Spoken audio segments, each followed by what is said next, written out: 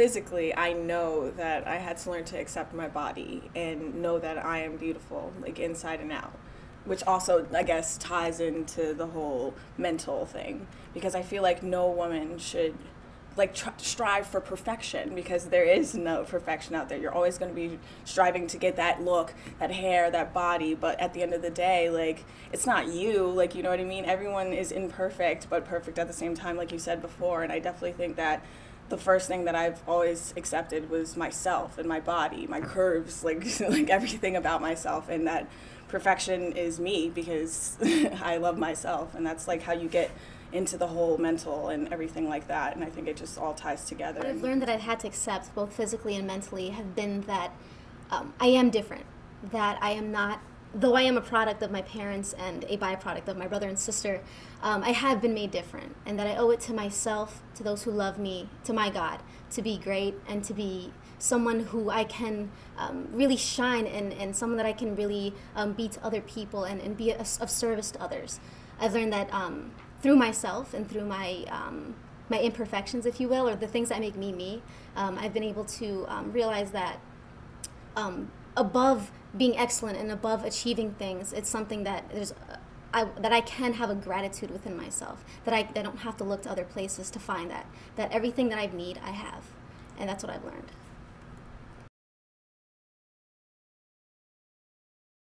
I definitely learned to appreciate about myself that I do like to make people laugh, and I like to I don't know, uplift people that are down. Like if I see them like in a little rut or like a black hole or whatever, I just always feel the need to like take somebody and bring them up, because like I love my life and I love like where I am, and I love the people that are in my life right now, and I just think everyone should experience that, like, you know what I mean, a happiness in their life and a joy. It's a blessing where I am, and I would also like to share that blessing with other people. Physically, I think I've learned to appreciate my body and the curves I have and the marks I have, and that's just how I was made. It's taken a long time to accept it, but I think I finally have, and that's just how it is, and I'm okay with that. Finally, it's taken a long time, but and mentally, I think I just appreciate life and the life I was given. I'm really fortunate to have amazing parents and an awesome little sister, and we're really close-knit, so I don't like to take things for granted, because I know a lot of people aren't in situations like that, and a lot of people are less fortunate. So I think I just don't take life for granted, and that's what I appreciate most. What I've come to appreciate about my body is that I'm very athletic, but I didn't appreciate it until just now, getting into college. Because, you know, you go through middle school and you go through elementary, you go through high school, and you're just forced to do all these things. But now that I'm in college and I realize you don't do as much as you used to, I made myself work out just to see if I still had the metabolism, if I still had the energy to do it. And my body adapted fairly quickly. So I appreciate that I could still have that energy to do what, you know, people just kind of give up on. And mentally, I've come to appreciate that I'm very charismatic, that I'm very open, I'm very friendly. I don't really discriminate. I don't judge, honestly. I could say that honestly. I'm not really one to be like, that's a weird person. I pretty much accept anybody, and I like to give off my energy, my positive energy, to just anyone who really needs it. So I just try to be as openly optimistic as possible.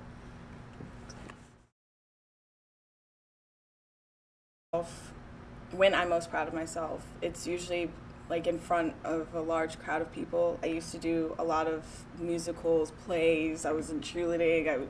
I constantly felt the need to be in front of an extreme amount of people, and I'm just proud of myself that I can even like stand up there and just not care what anyone thinks, or like how they view me or how they see me. I don't care. Like, I just know that I'm on stage and I'm gonna leave my heart and everything like that I have like right on that stage and on that moment. Also, this talk show, being able to talk to the teleprompter for so long, like that definitely, like, because I'm not actually talking to people, like it's hard to like I guess try to make it seem real.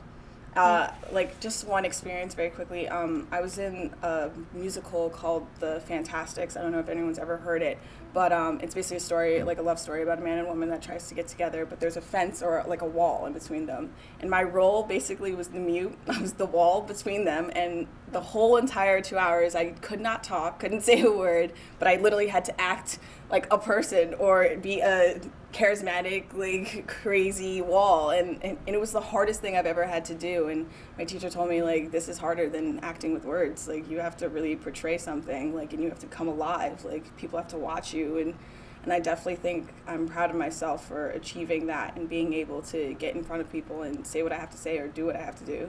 Yeah.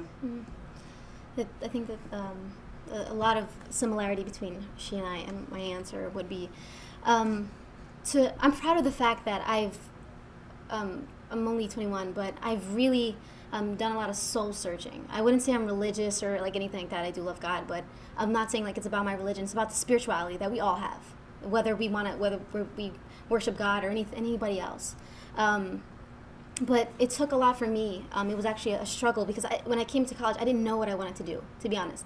I knew I can't still tell you what my talent is, but maybe one day I will be able to. I can't say what exactly it is that is my gift. But I'm proud of the fact that I am doing everything that I can to go after that gift and to not find out what the gift is, because I think I can die happy not knowing what the gift is as long as I did everything I could to live out what I feel and live out what it is that drives me, whether I know what it looks like or not. And I'm proud of the fact that, when I came to William Patterson, my parents, they didn't ever force me to do anything. I wouldn't say that, but they're like, yeah, do nursing. I'm stable, and there's nothing wrong with nurses or anything like that. But everybody tried to talk me out. Everybody. I mean, I had a 2-hour phone call with my sister trying to talk me out of doing communications, and I love her. She's she's my favorite person in the world. But people, not that they doubted me, but they're just like, they care. They're just like, want to make sure you get a job. We want to make sure that you can do something with this. But I knew what I wanted to do, and I stuck with it, and I do everything that I can. And I would say that when it comes to me doing monologues or me doing works of pieces of art, or when I feel or I report something and I write something and I tell somebody else's story, I'm proud of the fact that in telling their story, in presenting that monologue, in putting those pieces of art together, I am going after my gift every single time. And I don't know what my gift is, but I'm proud of the fact that I want it. I think one of my proudest achievements, would kind of be like being on this show. Like I'm relatively new to the school. I transferred here about 2 years ago. I always knew I wanted to do communications, but when I came here, I realized, this department's pretty cool. I met a lot of really nice people. And then when I saw the auditions for the show, I was a little iffy about it, and I went home, I told my parents, and my mom was like, you gotta do it. Like, just try it. And I really didn't know anybody. I only knew like a few people that were in my classes. And I showed up, and I didn't think I was gonna get like a call back or whatnot. But when I did, I was really excited, and I met some pretty awesome people. And it's opened a lot of doors, and I think it's made me realize, like, this is really what I want to do. So I don't know where it'll take me, but I'm really proud that I, went out and I met a bunch of new people. I went for something that I wanted, and I hope it takes me far. Mine's is along the same lines as Caitlin and Wendy. My entire life, I didn't think I had a talent. I'm not really sure what this talent is, if I'm supposed to have one. But I went through school just kind of, being in all these honors societies or just getting awards, but not really knowing what I'm good at. And then I came to college, and I came into a major, I won't say what, but I went to the major thinking that was it. And I got into a month of doing the work, and I was just like, this is not me. I don't know why I thought it was, but it's not. And I faced a lot of teachers trying to tell me not to switch, not to, listen to my own heart and just be like, well, no, you're almost done. Why don't switch now. Don't do what you want to do. So I was like, why am I, even here then? Why am I spending money to be at a place where it's all about me? It's supposed to be about me. And I can't even make my own decisions about what I want to do. So I had to look inside myself and be like, well, what's a good place to be? What's something I could be good at? And I figured, well, talking's pretty good. I'm pretty friendly with a lot of people, and if I could make something out of that, then hopefully I could be good. And I went to communications at least a semester ago, and I was suggested after my TV production class, which I didn't think I'd be good at anyway. My teacher told me to just, audition for the show. I had no idea the show even was in production, and I didn't think I'd be good at it. I just thought that, hey, well, if I can just have something, if I could just go and show myself and be completely honest, then maybe that'll get me somewhere. And so far it has. I've met, again, a lot of great people. I've had a lot of great connections, and I'm definitely 1,000 times better, 1,000 times happier than where I was before. I'm stubborn. Like, I have a way where I thought I was just really being vocally loud about, how I feel, because I feel like if you don't stand for anything, you fall for everything. So I was kind of like, this is what I like, this is what I don't like. And I mentioned to someone earlier up there that there are certain foods I like and certain foods I don't like. Not to say that, I'm really being discriminatory between foods, but there are times where if you give me something, I don't want it. If you want to go somewhere, I don't want to go. If just something you ask me, I have to be firm about it, because I feel like if I just say, oh, well, yeah, no, I just feel like I don't have an opinion of anything. So I didn't realize it until my mother told me I was stubborn, my fiance told me I was stubborn, my father told me I was stubborn, my friends have told me if you don't want to do something, that she's not going to do it. I'm just very stubborn about things. So, but I love it now because it makes me have an opinion about things. And you will vocally know about my opinion, so. This is tough. I don't know. I think one of my imperfections is that sometimes I don't go with my gut feeling when, down the road I'll regret it. There's, lots of different things. But usually I've learned to I really just need to just go with that gut feeling. And if I think something's wrong, something's probably wrong. Or if I think something's wrong and I go the opposite way, something usually goes wrong. And my mom always said, I always say my mom, but my mom always says, just go with your gut. If you think something's wrong, it's wrong. If you think something's right, it's probably right. I have been described as diplomatic at times, but if you get to know me, they've spent time with me, so they'll know that I have this awkward side of my, she's always looking at when I crack a joke or I say something, she's always like, she's like, where did you get that from? And I mean, growing up, I don't know if that's an imperfection, but that's something, to me it was. It's kind of like this whole, even my family or my brother and sisters, I always say that because sometimes your family is the one that their opinion weighs the most, so. Definitely. I get so passionate when I say things, but those imperfections, they become imperfections to me because people point them out.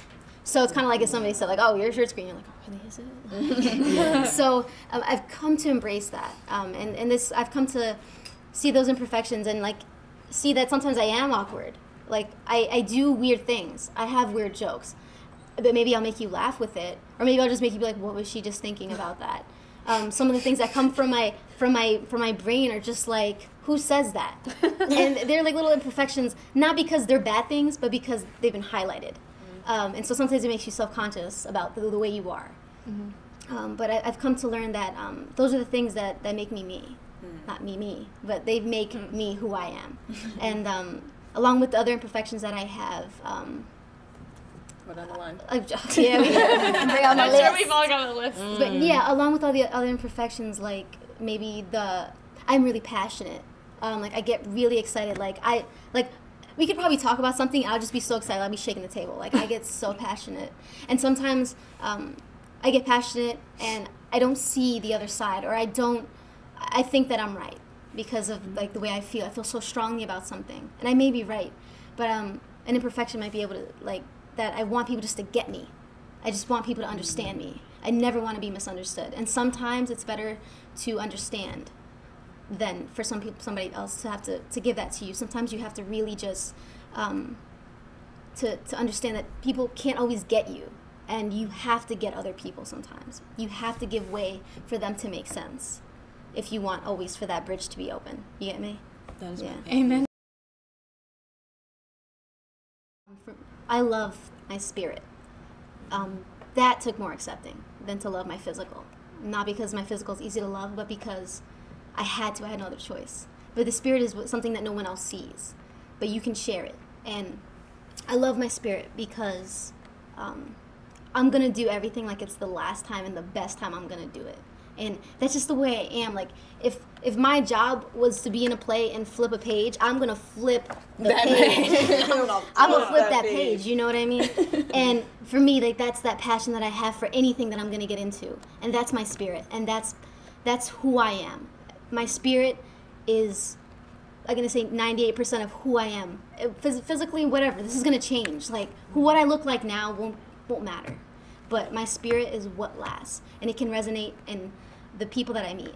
And that's ultimately something that I try to take care of, something that I take caution with, is my spirit. And I love my spirit. So I would say I definitely love my skin, because for a very long time, I grew up in a very suburban area, so I was probably token black girl in like almost every single activity I was involved in. I was like, because like I said before, I was very involved. So a lot of my African American friends wouldn't do anything extracurricular. So like I was always that girl, I was made fun of a lot in like middle school, especially like being called an Oreo, and like it made me hate myself, and it made me want to be white for a while. For like a really long time, I think that I actually wanted to not be myself. I wanted to be a different race. And I think that really like crushed my spirit, I think. And it took a while for me to love myself as a black woman, because I don't know, I was just pushed like different ways from different people, and then I had to realize that like it doesn't matter what they think, like, you know what I mean. I learned to love my skin. Yeah.